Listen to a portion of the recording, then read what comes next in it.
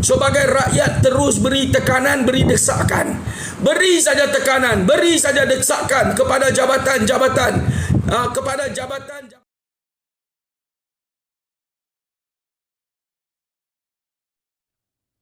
Baru-baru ini video tular yang didakwa memanfaatkan penjualan minyak masa paket kepada warga asing tanpa kawalan di sebuah pasar raya di ibu negara hanyalah salah faham membabitkan pelanggan yang ingin membeli bakalan berkenaan. Video tular didakwa memanfaatkan penjualan minyak masa paket kepada warga asing tanpa kawalan di sebuah pasar raya di ibu negara hanyalah salah faham membabitkan pelanggan yang ingin membeli bakalan berkenaan dalam kuantiti banyak. Kementerian Perdagangan Dalam Negeri dan Kos Sara Hidup KPDN Rusi Kenyataan maklumkan perkara itu dikesan selepas anggota penguatkuasa KPDN melakukan pemeriksaan di premis berkenaan. Pihak pasaraya mengahadkan pembelian minyak masa paket 1 kilogram bersubsidi maksimum hanya 3 paket sahaja bagi setiap transaksi. Namun ada beberapa pelanggan yang tidak dibenarkan membuat pembelian melebihi had tidak berpuas hati jika proses pemulangan semula lebihan minyak paket terbabit oleh pekerja warga asing di kaunter pembayaran itu berkenaan direkam oleh pemilik video tanpa mengetahui punca sebenar yang berlaku. Katanya, KPDN berkata pihak pasaraya juga mengesahkan bahawa tidak berlaku penjualan minyak masa paket hanya kepada warga asing seperti yang didakwa dalam video tular itu. Katanya pihak pasaraya juga sudah membuat satu laporan polis berhubung isu berkenaan. KPDN ingin menasihati orang ramai dan pengguna media sosial supaya lebih berhati-hati sebelum menyebarkan maklumat yang tidak sahih media sosial kerana ia boleh menimbulkan kegusaran dan kekecohan dalam kalangan orang ramai. KPDN juga ingin memberi amaran tegas kepada semua peniaga supaya terus mematuhi perundangan yang dikuatkuasakan termasuk berkaitan barang kawalan dan bersubsidi katanya. Namun, ini dia ulasan Ustaz Sofian mengenai isu kenyataan daripada pihak KPDN yang telah salah faham kononnya. Ini beras putih tempatan BPT memang tidak ada di pasaran. Kita baru balik daripada pasaraya, tidak ada. Rakyat terpaksa beli beras import 10 kilo RM40 lebih. Beras 10 kilo beras putih tempatan yang selalu kita duk beli dengan harga RM26 untuk 10 kilo memang tidak ada di pasaran. Begitu juga dengan beras 5 kilo. Sebelum ini kita beli dengan harga RM13 tetapi tidak ada di pasaran. Ini minyak juga tidak ada di pasaran. Semua ini dimonopoli oleh warga-warga asing. Mereka kontrol melibatkan peruncitan. Mereka kontrol melibatkan kedai-kedai runcit ini. Kalau mereka tidak buka kedai, kalau mereka tidak jadi tauke di kedai-kedai runcit ini, mereka menjadi pekerja di kedai-kedai runcit ini.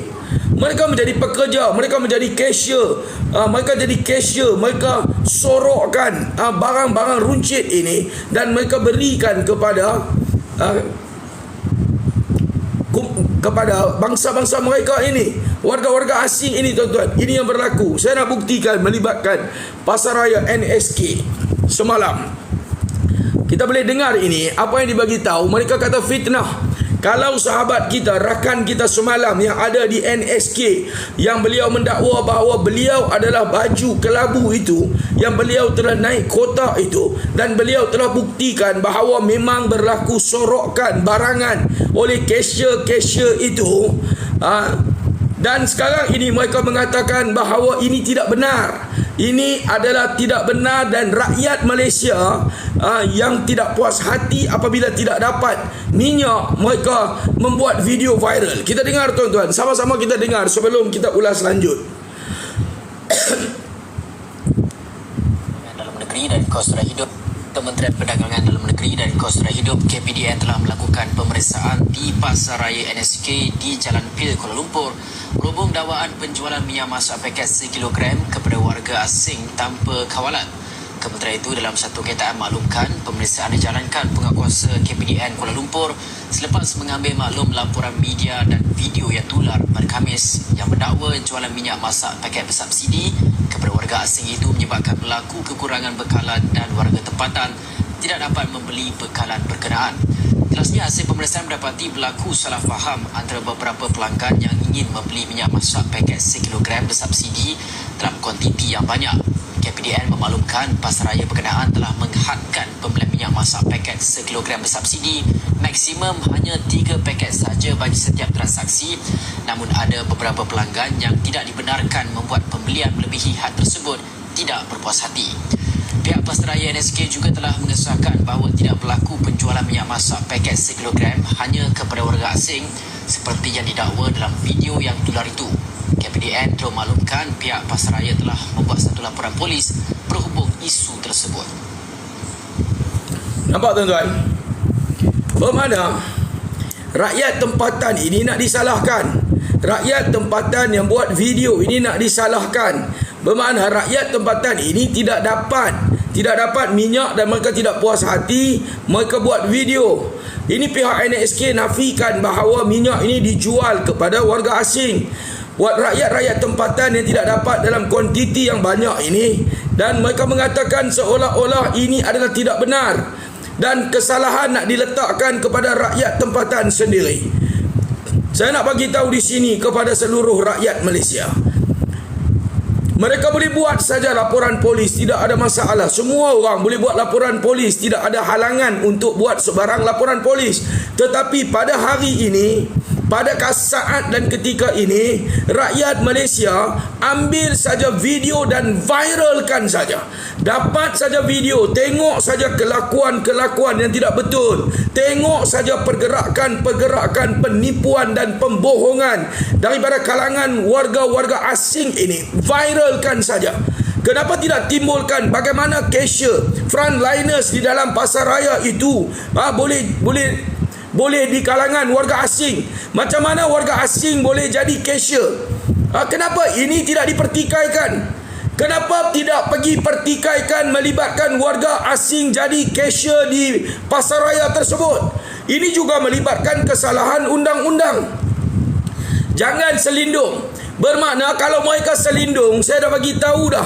Kalau mereka selindung, kalau mereka mempertahankan tindakan mereka ini, mereka akan berhadapan dengan rakyat Malaysia. Mereka bukan lawan dengan individu, tuan-tuan.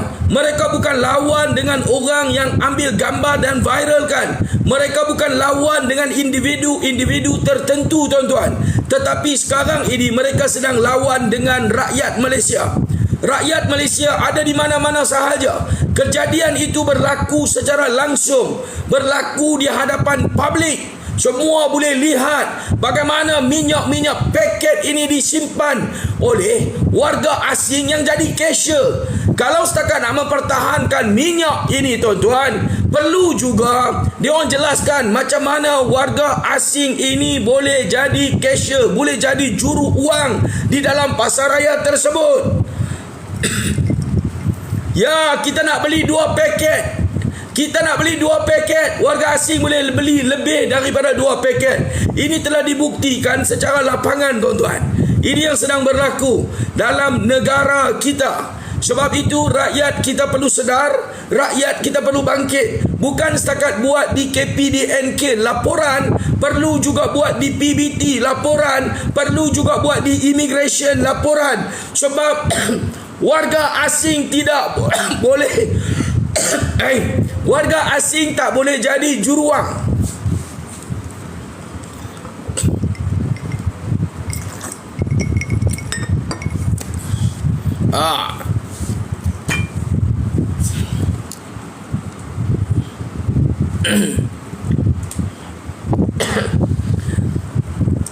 Warga asing tak boleh jadi juruwang. Sebab apa? Betul. Tak boleh jadi juruwang. Sebab itu sekarang ini mereka sedang lawan. Mereka sedang lawan dengan rakyat Malaysia. Apabila mereka mula pertahankan tindakan mereka, apabila mereka mula salahkan kepada rakyat tempatan, apabila mereka mula letak kesalahan kepada rakyat kita, seolah-olah rakyat Malaysia ini, rakyat Malaysia tidak puas hati, tidak boleh beli minyak dan buat tuduhan ke atas pasaraya itu. Tetapi sebenarnya telah terbukti bahawa minyak ini memang ada dalam kuantiti yang banyak. Dan telah terbukti warga asing yang membeli minyak ini, telah terbukti cashier ini telah memberi minyak tersebut kepada pembeli daripada kalangan warga asing. Dan rakyat Malaysia tidak ada minyak paket ini. Ini telah dibuktikan. Tetapi pasaraya ini cuba melindungi, cuba menutup, cuba menafikan dan meletakkan kesalahan kepada rakyat Malaysia. Sebab tidak dapat minyak, buat video viral. Sebab tidak dapat minyak, tidak puas hati. Sebab rakyat Malaysia nak minyak yang banyak, tak dapat, buat video viral. Dan untuk mereka nak menakutkan rakyat Malaysia, mereka pergi buat laporan polis.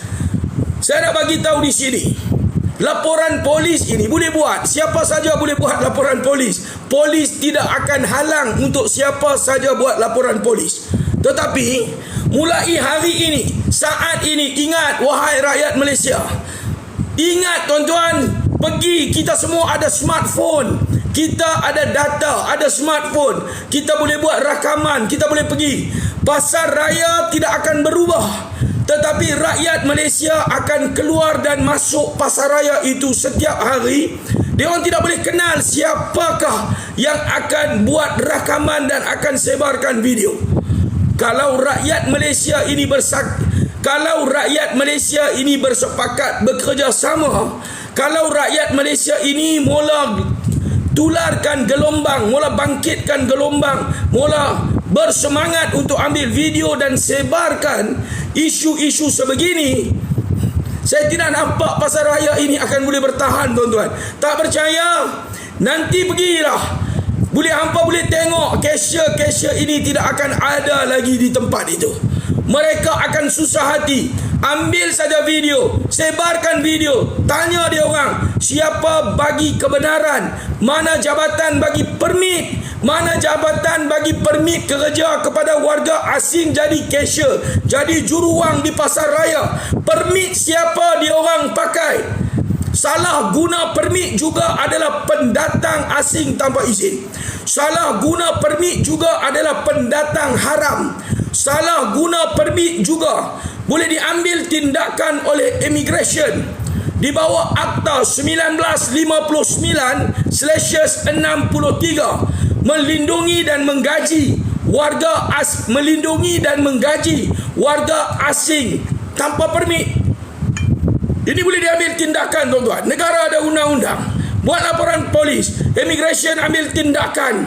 Cuma satu kita nak habang, sebelum sampai pihak-pihak berkuasa, janganlah pasar raya ini tahu bahawa pihak berkuasa ini nak buat serbuan. Ini saja kita nak bagi tahu, tuan-tuan. Warga-warga asing pendatang haram cukup ramai dalam ni, tuan-tuan. Sebab saya sakit hati, tuan-tuan. Saya sakit hati apabila rakyat kita nak disalahkan, apabila rakyat kita nak dituduh. Banyak lagi, tuan-tuan, ramai lagi. InsyaAllah saya akan terus membuktikan, saya akan terus bongkarkan di Pulau Pinang, dan saya akan terus minta tim-tim seplas di lapangan di seluruh negara, bongkarkan di setiap negeri-negeri, di setiap daerah di seluruh negara. Kita akan pastikan tim kita akan pastikan seplas aktivis kita bongkarkan isu ini secara lapangan di seluruh negara. Dan kita harap rakyat Malaysia juga sedar, rakyat Malaysia juga perlu bangkit, rakyat Malaysia juga perlu berikan tekanan kepada warga-warga asing ini yang masuk secara haram, yang Alibaba lesen, yang salah guna permit, pendatang-pendatang haram, pelarian-pelarian haram ini perlu rasa gusar dan takut dalam negara kita. Setiap hari tekanan ini perlu diberikan. Kita akan gerakkan gelombang ini, tuan-tuan.